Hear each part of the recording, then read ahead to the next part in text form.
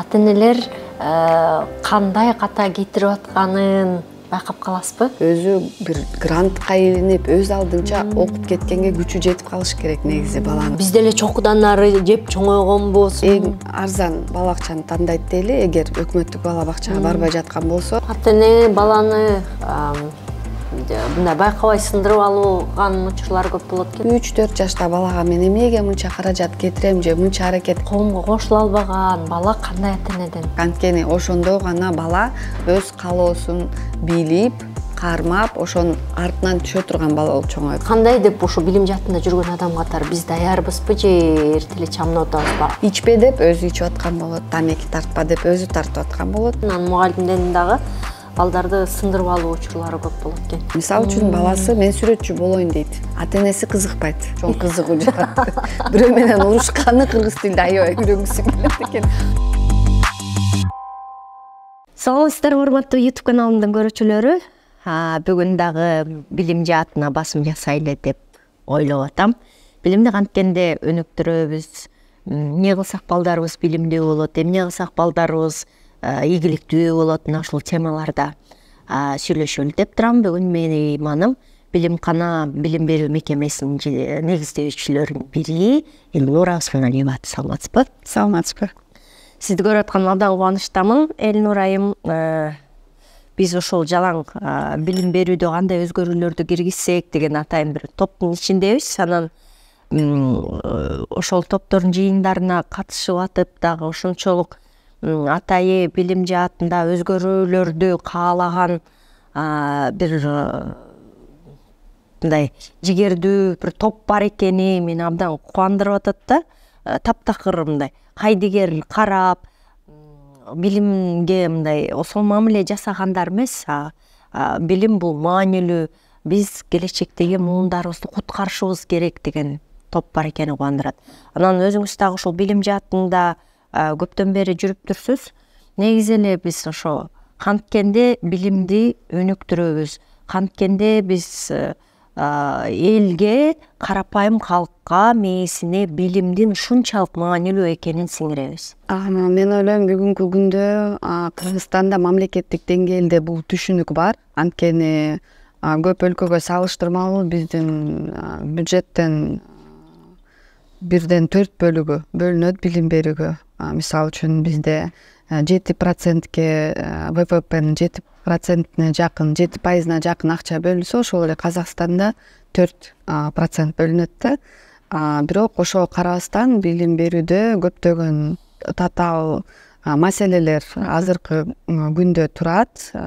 Ошондуктан биздин билим берүү тууралуу жаңы мыйзамыбыз ишке ашканы, президент колдоп бергени, демилгелүү топ билимдүү Кыргызстан, жогорку кеңеш, президент, аткаруучу бийлик баарыбыз биригип ушул билим берүү эң маанилүү экенин, биздин жолубузду ачып бере турган тармак экенин түшүнүп, жаңы мыйзамды кабыл алып, азыр жаңы кадамдарды таштап турган кез Кыргызстан.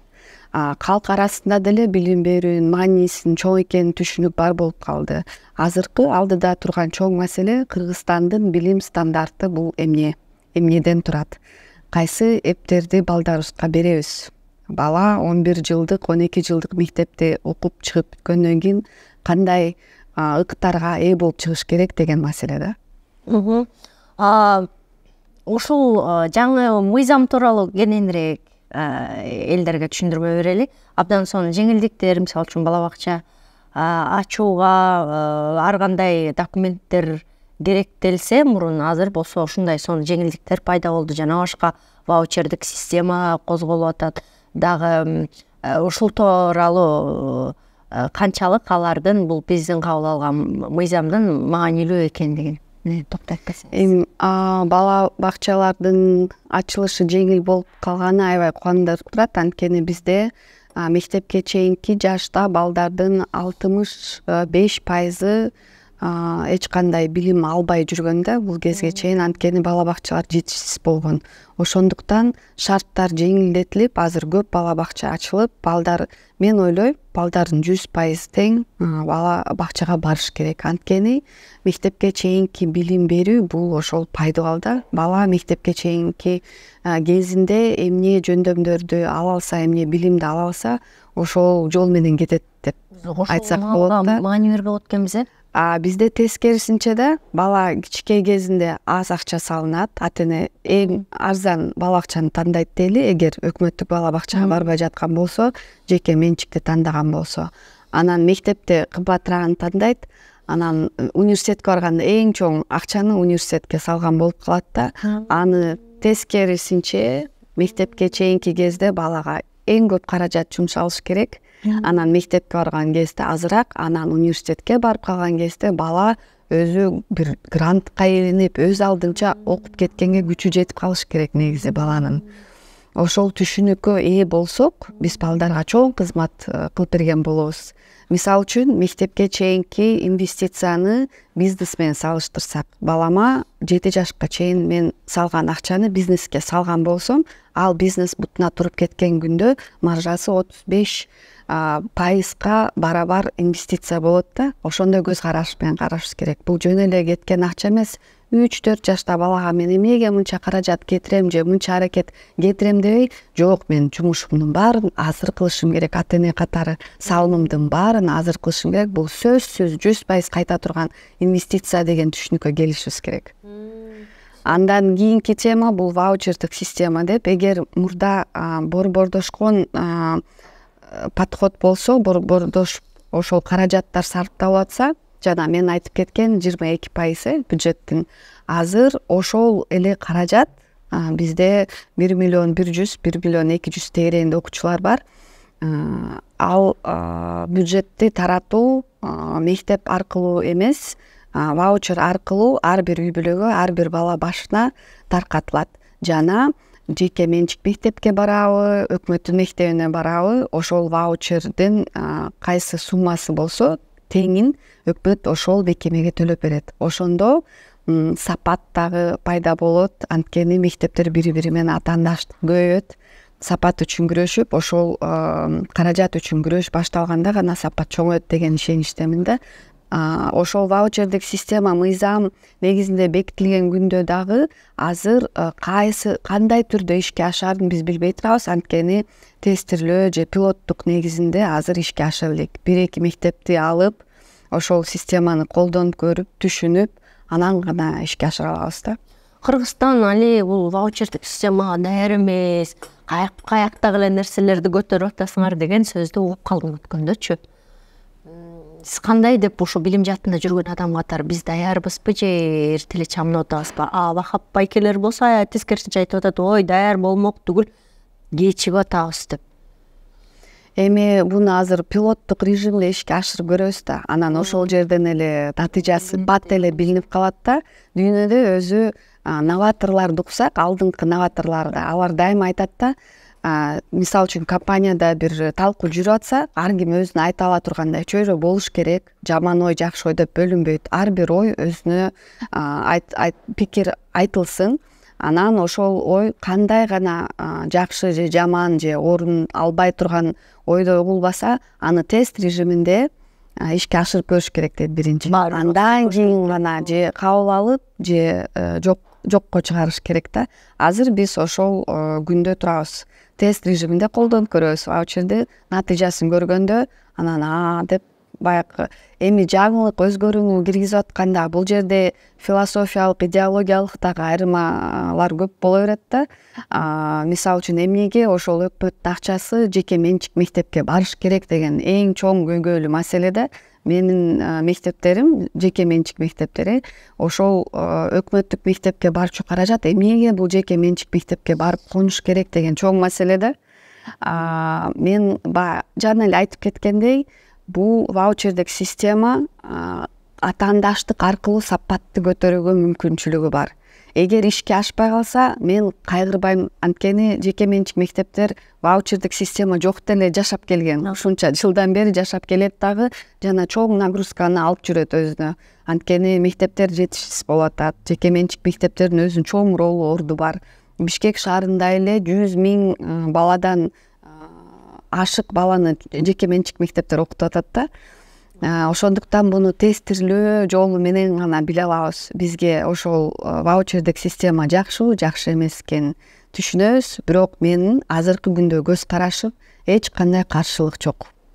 Анткени буну деле эгер акыры келип жок бюджеттик каражаттар жеке менчик мектептерге барбашы керек десе, аны деле талкууласа болот. Же кандайдыр бир регулировка кылып, түшүнүктүү кылып бир жолго түшсөк болот да.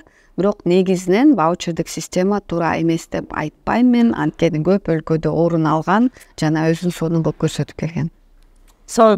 Ошол чогулушта Казакстандан Атайын билим жаатында адис келип, анан биз менен билим жаатындагы Казакстандагы жетишкендиктер менен бөлүштү да. Анан аябай ошол жерден бир аз көңүлүм чөктү. Биз ушунчалык билим жаатта калып калдыкпы деген сыяктуу. Биз эми 35% эле ошо бала бакчага баратсалар 95% чаңылбасам бала бакчага барышат экен. Анан билим жаатында дагы өзгөрүүлөрү, ушул эле биз каршы чыгып аткан смартфон менен китептердин айкалышы, минтип телефондо койсо кадимкидей сүрөттөр чыгып, видеолор чыгып, ошол жаатта сабак окуганы, баланы кызыктырганы такыр башкача экен да. Анан дагы көп эле нерсеси аябай жагып, мындай дилгирленип отурдук да. Анан өкүнүчтүүсү ошол жаатта артта калып калып аткан системаны алмаштырып, таптакыр бир башка нукка бурулуп, ушул билим жаатта бир шыр өсүштү кантип жаратабыз деген мындай ичимде бир санаа калып калды да. Эми кайра эле баягы мен айтып кеткен стандарт жакшы, өзүбүзгө түшүнүктүү жана өзүбүзгө ылайыктуу стандарт керек бизге. Ошону иштеп чыксак эле, жана бул биздин топто сүйлөшүп кетилгендей эле, ошол стандарт негизи эле Кыргызстан өлкө жана коом катары кайда барабыз деген эле жолду аныктоодо. Ошол балдарды окутуу биз эртеңки күндө 10 жылда мисалы үчүн өзүбүздү кандай өлкө катары көрөбүз, жана ошого жетиш үчүн биздин билим берим стандартыбыз кандай болуш керек деген эң чоң маселени азыр биз талкуулап жана аныктап өзүбүзгө стандарт катары бекитишибиз керек да. Казакстан сөзсүз алдыда, анткени ал жерде экономика, бюджет эселеп бизге караганда чоң, абдан жакшы саясатты кабыл алган жана жүргүзүп келет. Бирок мен биз артта калдык же бир убакытты текке кетирип алдык деген көз караштан качып турам, анткени ал кошумча алсыздык берет. Кейип эле калабыз да, бизде эми түгөнбөгөн маселе да, кайсысынан баштайбыз деп кейип алсыз болуп отургандан көрө, бул билим берүү бир атаандаштык эмес да, өлкөлөр өз арача атаандаштыгы эмес. Биз андан ага караганда бизге эмне ылайыктуу, чөнтөгүбүзгө жараша, каалоолорубузга жараша, максаттарыбызга жараша эмне ылайык, өзүбүздүн бир жолубузду тандап кетишибиз керек да. Таза эле бир мейкиндикти карап, кошуна өлкөлөрдү, башка өлкөлөрдү унутуп, визанын бааларын унутуп, баарын унутуп эле таза баракка мына биз могу жерге барабыз деген аныктоону түшүргөндөн эле жолубуз өзү чыгып калат. Артта калбадык, каалаган стандартты жазып алып, жолду улантып беришибиз керек да. Ошол эле маалда китеп дагы көйгөйү абдан көтөрүлүп атат азыркы тапта. Ошол көйгөйдүн жыртыгын кантип жамайбыз деп ойлойсуз? Китеп маселесин бул мамлекеттик китеп чыгарууга жана китеп жазууга мамлекеттик монополия кетсе эле, жеке менчик типографиялар, басма үйлөр китеп чыгарууга, китепке автор болууга, адистер, бөлөк адистер дагы алып ээлик кылса, ошондо бул дефицит чечилет да. Анткени бир басма үй ошончо окуучуга китепти басып чыгарып жетише албайт. физикалык жактан. Монополиядан качыш керек да. Монополияны жоюш керек, жокко чыгарыш керек. Ошондо мектеп арзаныраак дагы болот, жетиштүү дагы болот. Авторлордун жокко эсе болгону, анан велосипедти кайра ойлоп чыгарып эмне кажет, даяр нерсе турса ошону эле окуй берели деп эле баардыгыбыз Россиянын билим берүү министрлиги тастыктаган китептерди окуп атат да балдарчы. Анан ошол туура элеби, велосипедтин кереги жок, ошону эле окуй берели дейлиби же өзүбүздүн Кыргызстандын менталитетине жараша, билимине, көкүрөгүнө, көңүлүнө жараша бир авторлор чыгып, ошону такыр өзгөртүү кажет деп ойлойсузбу? Өзүбүздө сонун авторлор бар. Башка дүйнөдө ийгиликтүү түрдө ишке ашкан окуу куралдарын кыргыз тилине которуп, Кыргызстанга ылайыкташтырып, ошол эле мисалдарды, сүрөттөрдү кыргыздардан кылып алып, өзү Сапат мектептери ушул ишти кылып өттү да, баарын изилдей отуруп, Кембридждики алуу өтө кымбат болуп чыгып, аныкталып, Эстонияныкын алышты. Копирайтын эле тыйынын төлөп, кыргыз тилине которуп, биздин дарыя, суу, жерден мисалдарды киргизип, китеп басып чыгышты. Ошол күндө дагы биздин азыркы чыгып жаткан китептерден баасы арзан болуп чыкты да. Ошондой да жолу бар. Анда сол эмнеге бул жолу кенен жайлап Маалымат жете элек, таркай элек, ал жаңы эле азыр могу жайында болгон иш болду да, август айында, сентябрда азыр окууга киргизилди. Азыр демилгелүү топ ошол аракеттерин кылып жатат. Бул маалыматты жайылтып, жеткирип, сунуш кылып, сунуш катары киргизип, негизи биздин кыргыздын жолу, менталитети бул курак, ошондон кетпешибиз керек да. Билим берүүдө деле китеп, учебник тууралуу деле ошол курак жолун алып эле, ар жерден жакшы тажрыйба, жакшы маалымат, жакшы куралды алып эле кошо эле сүрүп кете беришибиз керек. Бир нерсеге жабышып отуруп алган бизге жарашпайт. Анан жаңы нерсе изденүү болбойт деген, кайра ар дайым изденишибиз керек. Керек болсо жыл сайын жаңылануу керек. Сонун анан жеке мектеп ачып, ата энелер менен мамиле куруп, ошол балдарга жоопкерчилик, келечегине жоопкерчилик алуу оңой олтон иш эмес да. Жок, оңой. Анан бул жоопкерчиликти кантип көтөрдүңүздөр биринчи? Ошондон баштайлы анан. Мени 17-18 жашымда АКШда бир жыл окуп келген, мектепте окуучу болуп. Андан кийин Англияда окудум, Америкада окудум. Америкада ата эне катарында жүрдүм. Балдарым бала бакчага барды, мектепке бардык. Ошол тажрыйбамды бүт кошуп, анан мен Кыргызстанда 3 мектепте окугам, которулуп отуруп салыштырдым да, ал жакта көргөн нерселеримди, бул жерде көргөн нерселеримди. Анан биздеги системанын эң жакшы нерселерин сактап алып калып, жаңыдан кошуп, анан үстүнө өзүмдү да жеке ойлоп тапкан нерселеримди кошуп, билимкана стандартына кызыгуу менен иш алып бардым да. Коркунуч болот, бирок жок нерсени жаратып, анан турган маселелерди чечүүнүн үстүндө иштеген абдан кызык да. Жок нерсени бар кылуу жана ошол балдарга колдон келишинче мүмкүнчүлүктү түзүп берүү. Бизде эмнегедир илгертен бери сен чоңойсоң анан минтесиң деп балдарды тарбиялайт да. Чоңойгондо жашоо башталат. Мектепти бүтүп университетке барганда бир жашоо башталат деген ой менен чоңойгонбуз да эмнегедир. Жашоо башталды да. Биз көтөрүлгөн күндөн баштап эле жашоо уланып келатпайбы? Ошондуктан балдар азыркы күндө керек болсо жашоонун эртеңки күнгө даярдык эмес, керек болсо эң маанилүү күнүн бүгүн жашап өтүп жатканын биз билип, мектепте ошону камсыз кылган чөйрөнү түзүш керекпиз. Ошол балого күнүмдүк жашоосун ар бир ошо 5 күн жумасынан келеби, 5 күнү тең абдан кызыктуу, ошол бала өзүнүн жашаганына, окуганына ыраазы болуп кете тургандай чөйрө түзүлүшү керек да. Эртеңки күндө сен мындай болосуң же болбойсуң деген сөздү коюп, бүгүнкү күндө биз баарыбыз кылчу нерсе могу деп бүгүнкү күндө көбүрөөк болсок ошол балага пайдалуураак болот да. Эртеңки күндө бул максат коюу тууралуу гана сөз жүргүзсөк, эртеңки күндө сен ким болосуң же кандай иштерди бүтүргүң келет, ошого карай сен бүгүн ошол предметтерге басым жаса, же ошол кружокторго бар, же кошумча репетиторлукту жалдап алгыла деген биз көмөк эле көрсөтүү да биз үчүнчү келечекти сүйлөшкөнгө. А калган иш аракетти азыркы күндө баланын сапаттуу, бактылуу жашоосунда болуш керек деп ишенем.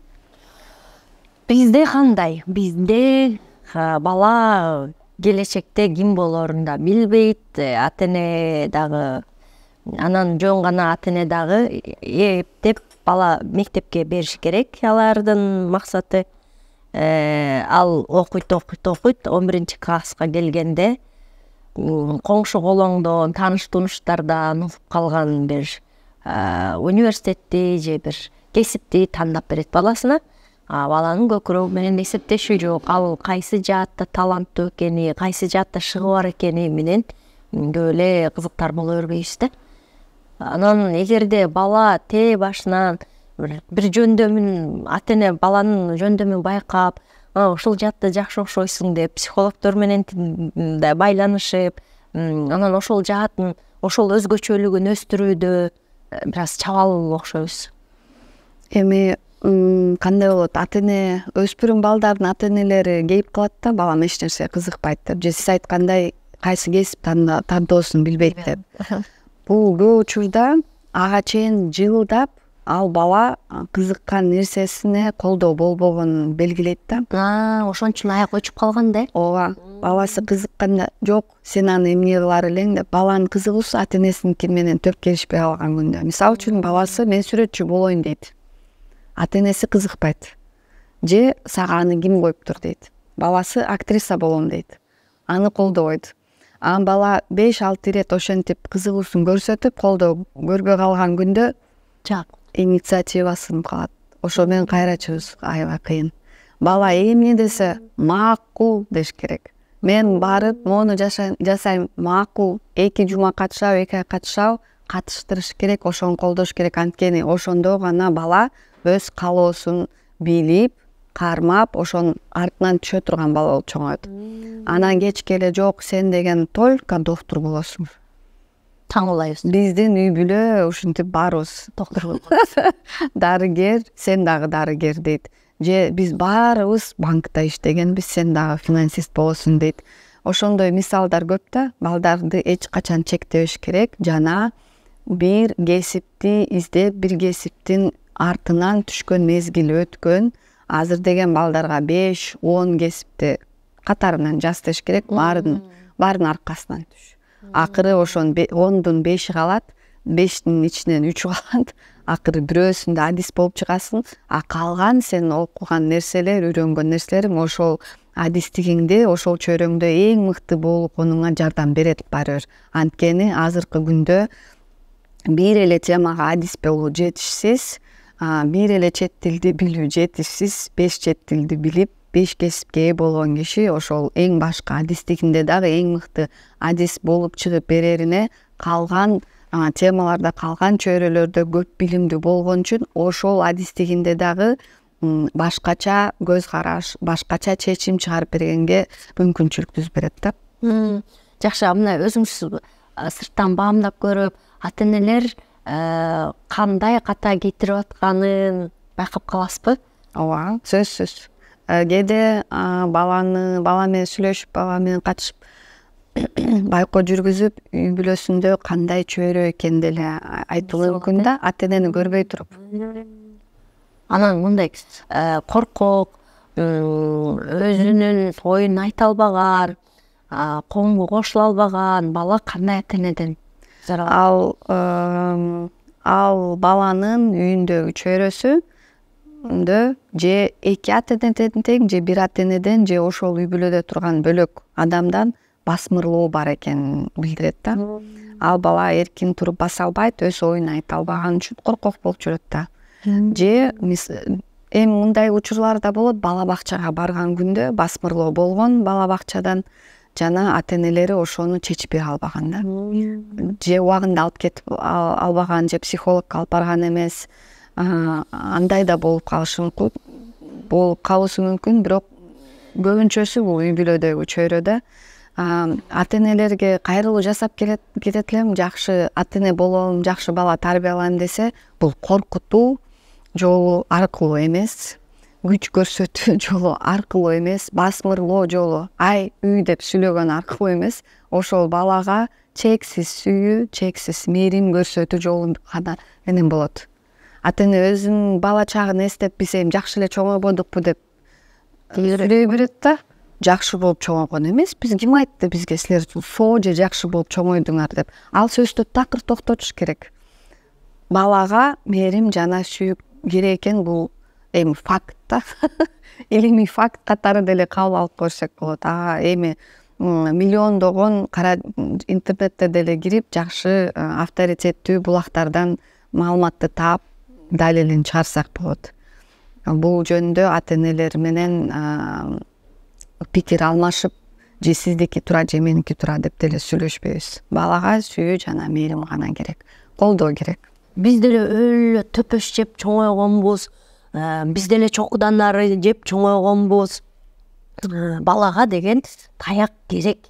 Баланы өтө эле эркелете берсең, бала көп кетпейби, эркелеп кетпейби, келиси болуп калбайбы деген түшүнүк аябай кыргызга терең сиңген да. Муну балага жанагындай шартсыз сүйүү бериш керек, эркелетиш керек деген сөздү көп эле козгоп жүрөбүз, бирок көрүүчүлөр дайым эле бул нерсе менен такыр макул боло бербейт да. Эми чексиз эркелеткиле деп эч кимди үндөгөн жокпуз да. Балага туруктуулук керек, эрежелер керек. Ал эрежелерди ата эне өзү сакташ керек айткандан кийин. Жана ата эне өзү үлгү болуп бериш керек. Баладын кандай болуусун кааласа, ата эне өзү ошондой болуш керек. Китеп окусун десе, ата эне өзү китеп окуш керек. Спорт менен машкысын десе, ата эне өзү спорт кылып барыш керек. Биринчи ата эне өзүнө талап коюш керек. Баладан талап кылып аткан нерселерди сөгүнбө деп өзү ашатып сөгүп аткан болот. Ичпе деп өзү ичип аткан болот. Тамеки тартпа деп өзү тартып аткан болот. Анан бала деле байкайт да. Буларга болот, мага болбойт деп. Эртең эле 18-ке чыкканда эле ошонун жолун улантат. Бүгүн тыйып турса деле ата эне. Ошол эреже жана туруктуулук балага канчалык маанилүү экенин билип, ошол туруктуулук менен эрежеге сүйүү жана мээримди кошуп берсе, эң сонун шарт болот балага. Биз ата эне бул шартта баланы бузуп алуу өтө кыйын болот. Анан ата энелер дагы балабыздын ар бир баасы ата энелер үчүн абдан маанилүү. Беш алдыңбы, эмнеге алган жоксуң, сен эле кечкелек ала бересиң менен башыбыз аябай ооруйт го. Анан башка бирөөнүн балдары менен жарышып, бул ата энелердин өзүнүн комплекси, өксүгү окшобойбу? Ооба, ал бир аз туура эмес түшүнүк да. Баа сөзсүз баага көңүл буруш керек. Мектепте эле баалайт да, баалоо системасында жашап атпайбызбы? Бирок балдарга баадан дагы менталдык ден соолук, менталдык акыл абалы жана ошол бала адам катары кандай болуп чоңоюп жатканы маанилүү да. Ошол бала өзүнө ишеничи кандай, бала бирөө менен коммуникациясы кандай, достору ким, лидерлик жактан кандай болуп атат, сахнага чыгып сүйлөй алабы, сүйлөй албайбы, бир ишти өз алдынча баштап аягына чыгара алабы, чыгара албайбы, болбой калса кайра бутта туруп кетип уланта алабы же уланта албайбы деген көптөгөн дагы башка көп индикатор, көрсөткүчтөр бар да. Баа жана мектептеги чейрек баа, жылдык баалар ошол көрсөткүчтөрдүн бири гана болуп эсептелет. Эң башкысы эмес. Бала 5 алып, мыкты окуп деле келиши мүмкүн, бирок бактысыз бала же эртеңки жашоого даярдыкты албай келе жаткан бала болуп чоңоюшу мүмкүн да. Жалаң 5 менен бүтүп, эртеңки күндө эч ошол билимин колдоно албай жүрүп кайчалаган кишини билебиз биз. Ошондуктан ошол көрсөткүч бир гана экенин билип, эгер баалар жакшы болбой келе жатса, баланы жемелегенин ордуна жардам берүү керек. Киришип, бир жылдын ичинде оңдоп кетели деп, бир жыл убакыт берсе болот. Ар дайым, ар бир маселеге. Бизде ата эне кантет? Бир английскийден жакшы болбой калыптыр, математикадан жакшы болбой калыптыр деп мектептен мектепке которуп коет. Бул гүлдү өсүп турган жеринен эле жулуп алгандай да бир предметти оңдоо колдон келет да, мектептин дагы ата эненин дагы окуучунун дагы. Бирок мектеп жагымсыз чөйрө жүргүзүп жатса, бала негизи эле мектепке баргысы келбей жатса, анда бул башка маселе да. Ал бала ошол чөйрөдө калса өспөй да калышы мүмкүн да. Ал күндө которуш керек. Бала каалап жатса өзү күчкө салып баланы кечке сүйрөй берген дагы болбойт да. Баланын өзүнүн каалоосуна, бала менен тең ошол чечимдерди кабыл алуу керек. Ошондо бала өзүнө ишеничи бар болуп чоңойт да, мен деген өз пикириме ээ боло алат экенм, ал пикирим бирөөлөргө таасир кылат экен, бир нерсени каалоо мага мүмкүн болот экен, бир нерсени кааласаң ишке ашат экен деген ой менен чоңойт да. Ошондо өзүнүкүн талап кылып кое алган, өзүнүкүнө жете алган бала болуп чоңойт. Анын кечке эле ата энеси жок, сен мындай кыласың, сен мындай деди, ээрчиме бала болуп калат. Мугалимдин берген методикасы кандай болуш керек? Бизде Советтер Союзунун мен кыйын, мен билем, биякта мугалим мен чоңмун, авторитеттигиме баш ийишиңер керек деген нерсе менен көбүнчө коркутуп, үркүтүү, басмырлоо деген нерселерди азыркы тапта колдонушат да. Анан өткөн баягы түз эфирден дагы ушундай Инстаграмдан түз эфир өткөргөндө, ошол билим жаатында сүйлөшкөндө эң көп нерсени ушу ата энелер ушундай нерселерди жазат да. Мугалим мен кыйын менен эле, төш кагуу менен эле өтүп кетет, баланын сезими менен көбүрөөк эсептешсе деген. Эми мугалимдер дагы ар түрдүү да. Азыркы күндө авторитардык мугалимдер да бар, авторитардык эмес да мугалимдер бар. Бирок балдар колунда интернет бар болгон үчүн мугалим баягы жалгыз маалымат булагы болбой калган көп жылдан бери. Мугалим ошону түшүнүп, класста ошол баланын кызыгуусун күчөтүүчү фактор катары, ошол баланын маанайын ошол кызыгууга урчу киши катары фасилитатор, модератор, ошол балага колдоо көрсөткөн киши катары болуп бериш керек да. Балдарды ээрчитип, үгүттөп, өзү педагог деген сөздүн байыркы мааниси деле ошол балага жанаша кошо баскан бирөө, басып баратып баарлашкан адам деген мааниде эле болгон да бул сөзчү. Бул байыркы Грецияда бак аралап, анан философиялык темаларга сөз алып барган кишилер болгон да. Ошол мааниден биз азыр алыстабай, ошол балага жанаша капталдап жанына туруп берген киши болушубуз керек. Окутуучулар устат болуп беришибиз керек. Анан эмнеге авторитардык режимге түшөт көп мугалимдер? Көп мугалимдер бул аял заты. Үйдөгү жумуш аз келгенсип 5 кишинин жумушун алып барганына кошумча мектепке келип 50 баланы окутат. Же жардамчы жок. Ошол 50 баланы тынчтандырып, жалгыз мугалимдин үнү угулгандай болуш үчүн аларга сөзсүз катуу түрдө айтат да, отургула анткиле минткиле, күчү жетпейт. Өзү жалгыз бир мугалимге берилген класс саны 24 баладан ашпашы керек. Ашкан күндө сөзсүз кошумча жардамчы болот ал жерде. Ошондо бир сапат жөнүндө сүйлөшсөк болот да. Мугалимдер ошол түшүнүккө өтүү үчүн биз мугалимге кошумча шарт түзүшүбүз керек азыр өкмөт мектептеринде. Мугалимдерге психолог керекпи? Мектепке психолог керек. Каникул учурунда, сезондук каникулдарда мугалимдер эс алыш керек. Колдоо керек. Мен аябай биздин мугалимдерге ыраазымын. Мектептеги дагы үйдөгү да жумушту алып баратканына. Бул абдан кыйын. Абдан кыйын. Анткени ошол класстагы 50 баланын түйшүгү жана үй түйшүгүн бир адамдын менталдык системасын көтөрүп кетүү аябай чоң ресурсту талап кылат. Биз мугалимдерге кошумча колдоо кылышыбыз керек ар дайым. Мындай тажрыйба алмашуу жаатында сыртка чыгарып, башка өнүккөн өлкөлөрдүн мектептерин көргөзүү деген бизде жокко согуш керек. Эми ал көп каражатты талап кылат, өз алдынча эле чыгып келишпесе мугалимдер. Бирок азыр ушу интернеттин жыргалы эмнеде каалаган теманы киргизип алып эле таап уксак билет. Эгер мугалим кыргыз тилинен башка тилди да билген болсо, кыргыз тилинде мугалимдер үчүн каражаттар өтө аз, маалымат аз. Ошонун аркасынан дагы менин пикирлештерим, саналаштарым түшүп, кыскача видео чыгаралы деген бир сөз кылганбыз да. 15 мүнөткө чейин деп мен сунуштадым. Мугалим үйүнө бараткан кезде же үйдө жумушун кылып жүргөн кезде 15 мүнөт жаңы ыкма тууралуу же жаңы көз караш тууралуу видеону угуп койсо эле эртеңки күндө ошону ишке ашыра алат да. Үйүнөн же чөйрөсүнөн эч жака чыкпай отуруп эле. Чыгуу сөзсүз керек, бирок чыкканга чейин дагы YouTube аркылуу видео ушундай көргөзмөлөр эле аркылуу көп маалыматты берсек болот. Ата-энелер дагы, мугалимдер дагы азыркы тапта ошол интернет менен тыгыз байланышкандан, телефон менен байланышкандан, баланы байланыштыргандан бир аз кооптонуп, очулонуп атышат да. Телефон биздин акылыбызда, телефон бизди бузат, балдарыбызды бузат, телефон туура эмес жакка алып барат деген менен алекпиз. Бирок тилекке каршы азыркы альфа Z муундарды бул азыркы жаңы технологиялардан бөлүп алуу мүмкүн эмес болуп атат да. Алар тиммели өрүлүп, чырмалышып төрөлгөнгөр.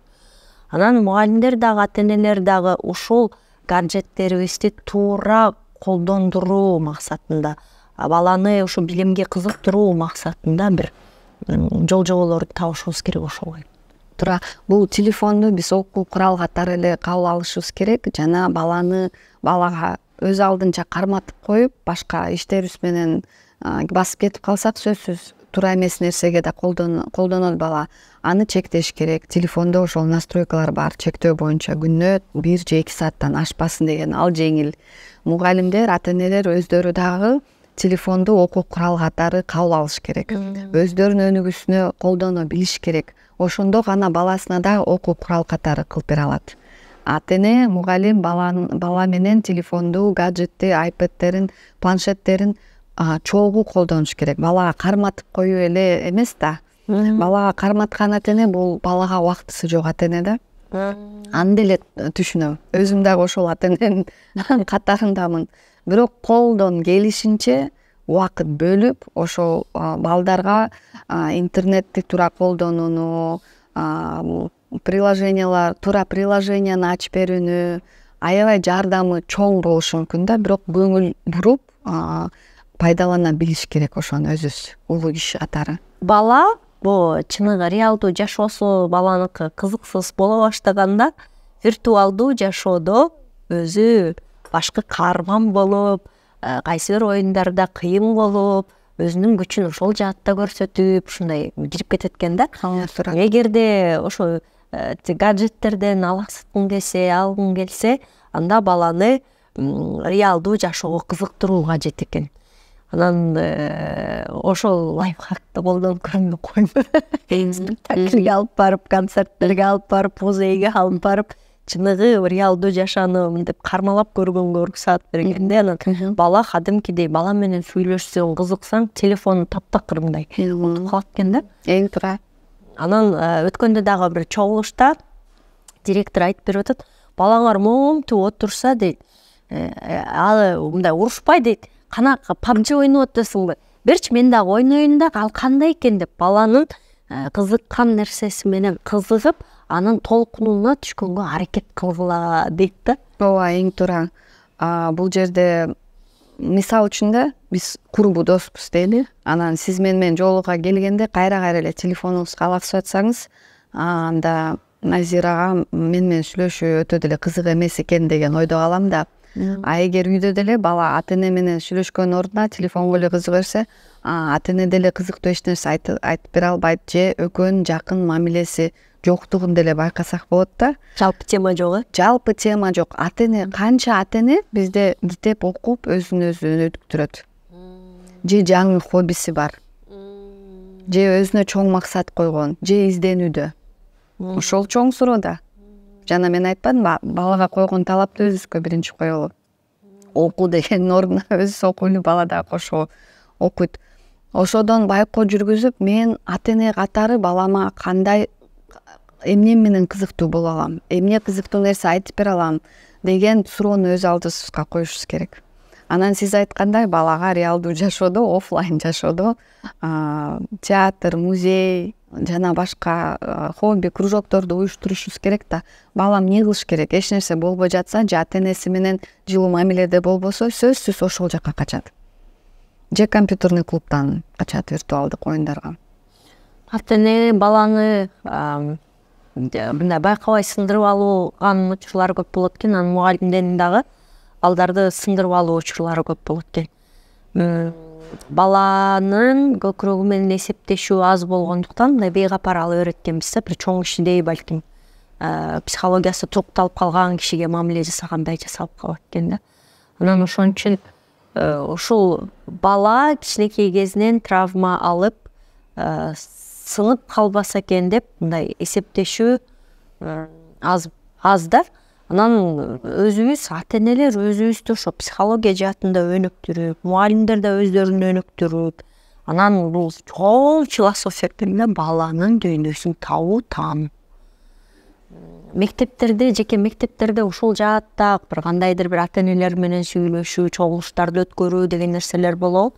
Мугалимдер менен балдар менен тилди табыш керек деген нерселерди кандай жөндөйсүңөр? Ооба, сөзсүз болот. Сиз айтып кеткендей, бул бала эмнеге кызыкса, мугалимди дагы ошо кызыктырабыз, экөө бир тилде сүйлөй турганы болот. Балдар компьютердик оюндарды ойносо, мугалимдерге ошону үйрөтүп, анан өз арача мугалимдер менен окуучулар ойнойт да, ким жеңип аларын. Ошондой, анан тренингдер, анан балдар мугалимдер жөнүндө видео жасайт, видео куттуктоолорду жасайт. Эң мугалимдерге дагы ата энелерге жардам берүүчү курал бул бир ролду ойноодо бала менен отуруп, сен ата энесиң, мен баламын, кел ойнойлу дегенде эле биздин кемчилигибизди бала 2 мүнөттүн ичинде көрсөтүп бере алат. Биздин сөз менен сүйлөп баштаганда бизге аябай катуу тиет да. Бизди көрсөтүп берет да. Биз кантип кыймылдаганыбыз, эмне деп сүйлөгөнүбүздү күзгүдөй кылып көрсөтүп берет. Мугалимге дагы ошентип көрсөтүп берет. Кирип кыйкыргандарын, мынтип туруп бергендерин көрсөткөндө эле мугалим уялып калат. Биз өзүбүз билбейбиз да балдарга кандай мамиле кылып атканыбызды. Бала өзү бизге көрсөтүп бере алат. Это бир. Экинчиси, бул ар дайым эске тутуу, балага мен өзүмө кандай мамиле кааласам, балага дагы ошол мамилени кылышым керек. Сыйды каалаймынбы, мен сый көрсөтүшүм керек. Сүйүүнү каалаймынбы, мен сүйүүнү көрсөтүшүм керек. Эртеки күндө бул бала бойго жеткен кезде, мен алым куруп карып калган кезде, мага балам ошол мамилени кайтарып берет. Бул да анык. Эртеңки күндө жок дегенде өзүбүздүн эмебизди ойлоп дагы жакшы мамиле кылышыбыз керек да, башка ресурс болбой жатса дагы жок дегенде эртеңкини ойлоп, эртең ушул баладан катуу сөз же жаман мамиле көрүп калбайын деген ойдон, жок дегенде башкача мээрим сүйүү чыкпай жатса.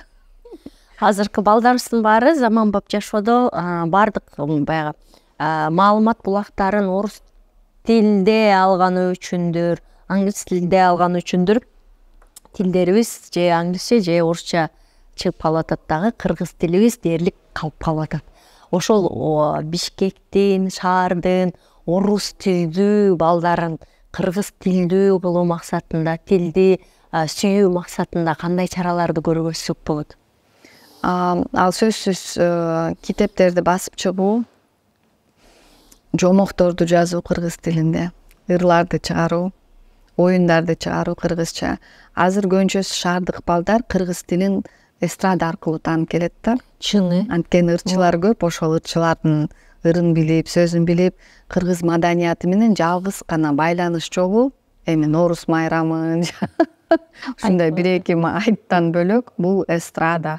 Жакшы дагы эстрада бар. Жок дегенде ошол аркылуу бир байланышты сактап келатышат. Китептен сырткары бул кинолор, жакшы тасмалар кыргызча, жана мультфильмдер кыргызча чыкса, кыска роликтер, мемдер дагы чыкса, сонунда кыргызча балдар көрөт. Менин балдарым орус тилдүү, англис тилдүү, бирок ошону көрүшөт. Эгер туура форматта өздөрүнө жаккан, түшүнүктүү жана сапаттуу деңгээлде болсо аны көрүшөт.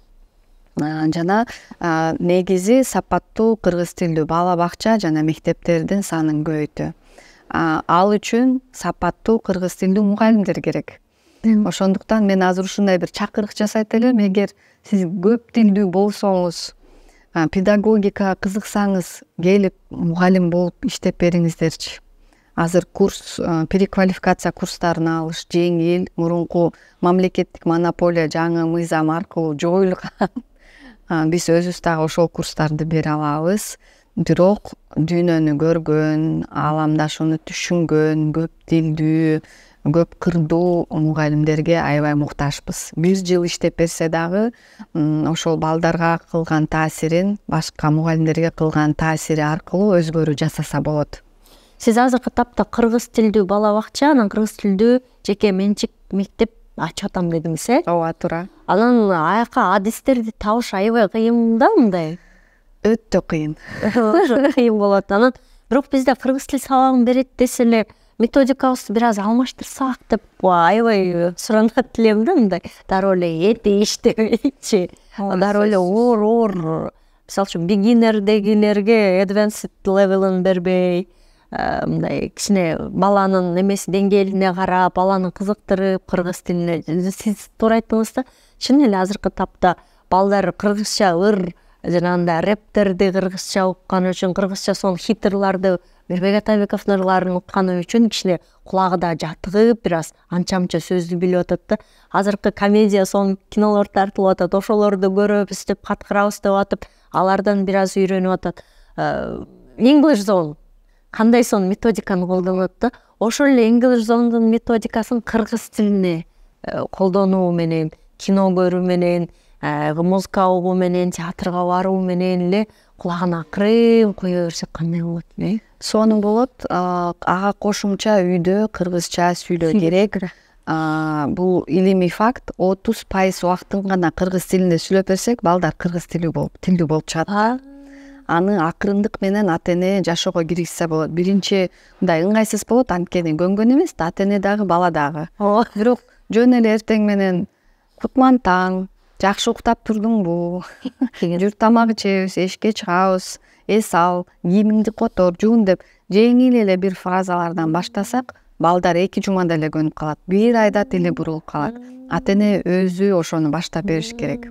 Башат ата эне десиз. Башат ата эне эгер кыргыз тилинде сүйлөбөгөн ата эне болсо, анда кыргыз тил курсуна жазылыш керек. Ата эне баласына айтыш керек, мына мен кыргыз тил курсуна барып жатам.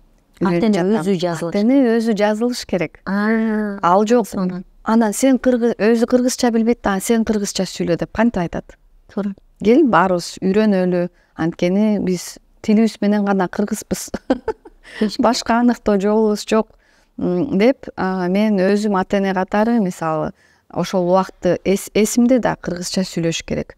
Балдарыман сурайм да, азыркы мына мисалы үчүн жатарда өткөн күнгө ыраазычылыгыбызды айт. Ошондой адатыбыз бар. Бүгүн мен тиги буга ыраазымын деп айтабыз. Анан мен айтам, эми кыргызча ар бириң 2 сөздөн айткыла, мен котормосун айтайын, 2 сөз үйрөнөсүңөр деп.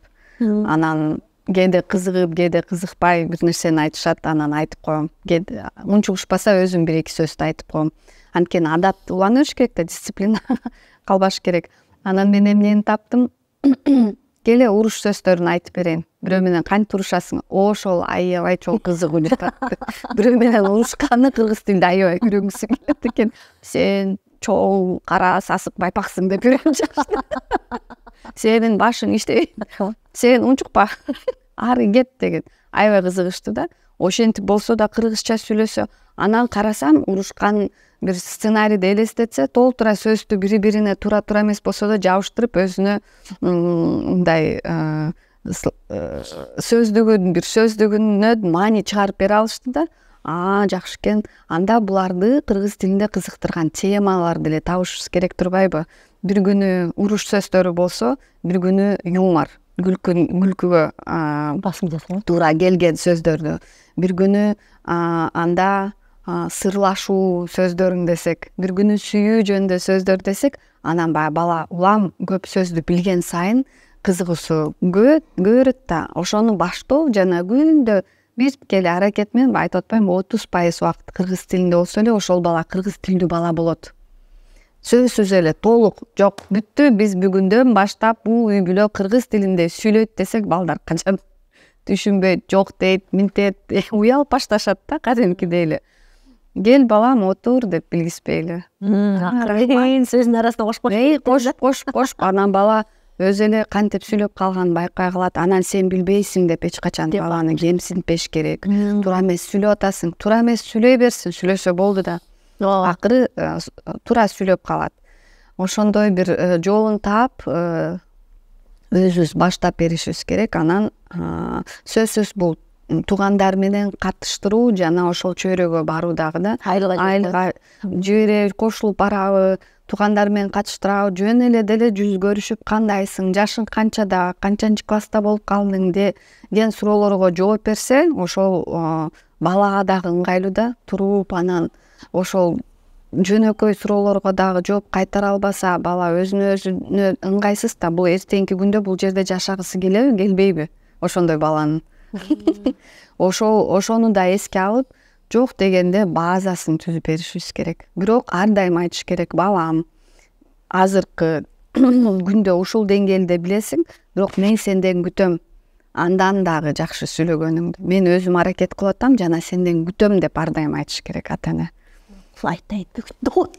Анда анткени ошондо баланын кулагында калат да, эртең университетке барат, ушул апам менден күтүп атты эле, айтып атты эле деп кыргыз тил сабагына катышат. Мен ошентип өзүм 4 жыл аутсада окуганда кыргыз тил сабагын алгам.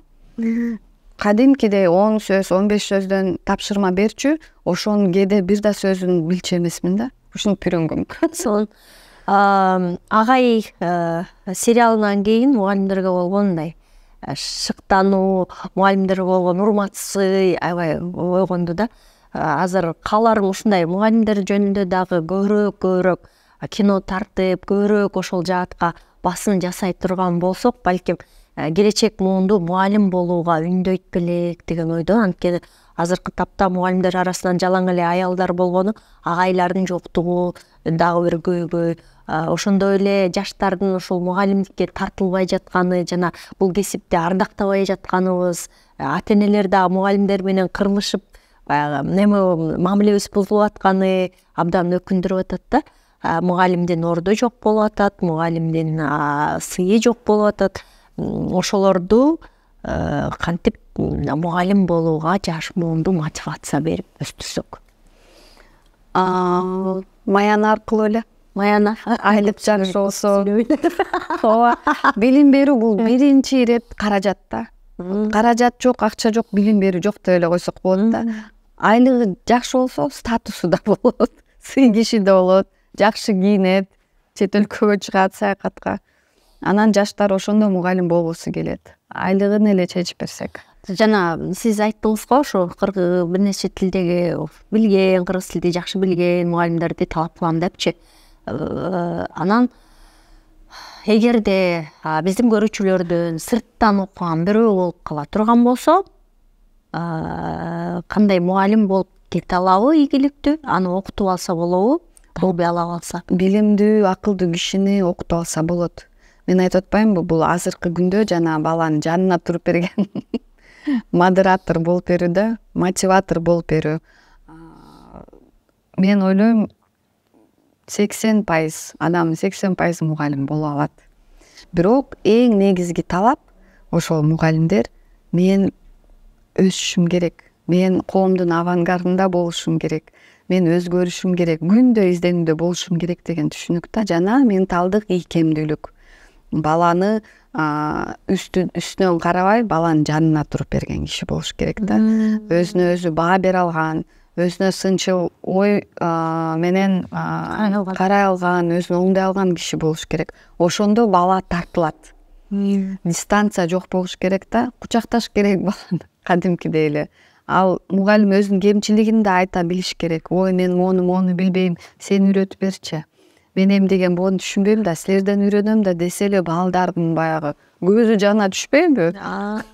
Бизде аябай уят нерсе да ал мугалим билбейт экен деген нерсе. Туура эмес, балдар буну аябай жакшы кабыл алат. Ата-эне катары дагы мен балдарыма дайым айтам. Мен эмне кемчилигим болсо мага ачык айткыла, мен ошону оңдооңо даярмын деп.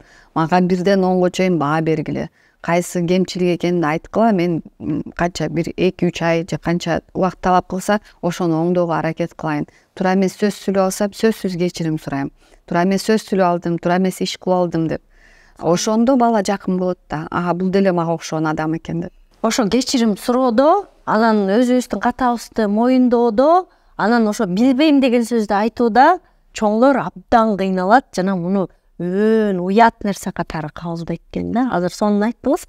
Мындан кийин кечирим сураган деп үйрөнөбүз, билбегенимизди айткандан уялбайбыз дегендей. Анткени улуулар бийлигин жогото алгандан коркот да. Ооба. Биз бийликти эмес, биз жакындыкты эңсешибиз керек бала менен. Баланын ишеничин, анан жакындыгын. Ошондо балада баары жакшы болот да. Авторитет болбой калабыз, анан бала мени сыйлабай калат деп ойлойт экенбиз да. Баланын сыйын алуу жолу ошо бала менен жакын болуу, балага өзүңдүн кемчилигиңди ачып берүү жолу менен. Ошондо бала ишенет, ошондо бала коркпойт, ошондо бала ачылат. Сон Элнур айым абдан сонун кызыктуу баарлашуу маек куруп бердиңиз. Кетиргим келбей атат, дагы анан дейм, дагы көп суроолор калып калды, тилекке каршы убактыбыз чектелүү болуп атат. Атайын келип ушундай кеңештериңиздерди берип, билим жаатына салым кошуп, улам бир жаңы мектеп билим берүү мекемелерин ачып атканыңыз мени абдан сыймыктандырат, шыктандырат, кубандырат. Дайыма ошентип билимге салым кошуп, биздин Кыргызстанда келечекти күчтүү муундарды өстүрүп жүрө беришиңизге тилектешим. Чоң рахмат сизге. Урматтуу YouTube каналым көрүүчүлөрү, бүгүнкү эфир жакты деп ойлойм. Пайдалуу эмнелерди ала алдыңыздар, өзүңүзгө эмнелерди белгилеп койдуңуздар, балаңыз менен мындан кийин кандай дагы жаңы адат табасыздар, сөз комментарийге жазып коюңуздар, анан каналыбызга катталууну унутпаңыздар. Кайрадан көрүшкөнчө сак саламатта туруңуздар.